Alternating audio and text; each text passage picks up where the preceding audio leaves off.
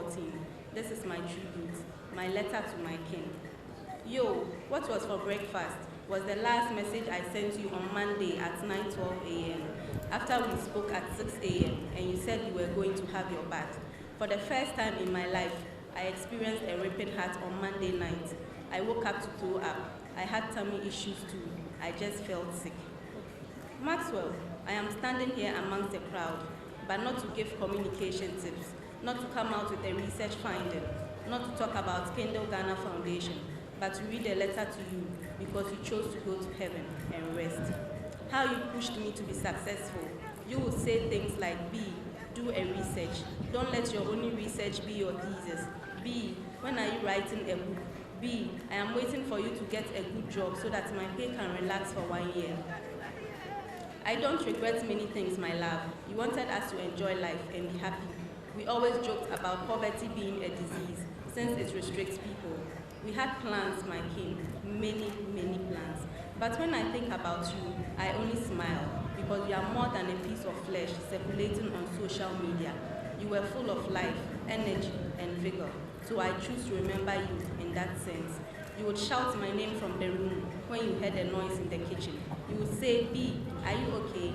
Sometimes I ignored it because I felt you asked too many, are you okay? So now, who should I be making flavored tea and lemons for? Your morning lemons were constant, and although I sometimes felt it was a nuisance, I still did it without complaining.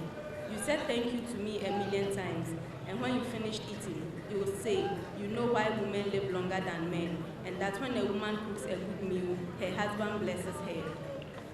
You were spontaneous. We drove to Akosombo one evening just to have dinner by the river, and we did all sorts of things. And hey, Maxwell, I won't tell you I am in a scarf before you tell God to let you come down and remove the scarf off my head. I love you, and I always told you. I always reminded you of what you mean to me. You meant the world to me, my everything. But we were always too worried that you were not giving me the best of life. Seriously, I don't regret wanting you all to myself, and that is why I can look back and smile today. I promise to take swimming and tennis seriously, because this was your wish, that one day, when you are not around, your kids will swim and play tennis just like you.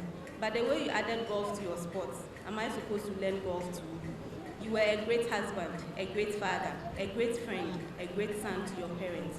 I am beginning to believe my prayers hindered you from going earlier, but this time you just had to go. Because the Thursday before that Monday, I had gone to pray some powerful prayers for you at the answer time service. I am glad you saw me worthy to share in your great but short life. I won't forget to tell the kids how heroic and great you were and are. Your memory will never die. You are not dead. You are still alive, alive in our hearts. I remember you sacrificing so much for me to do my master's.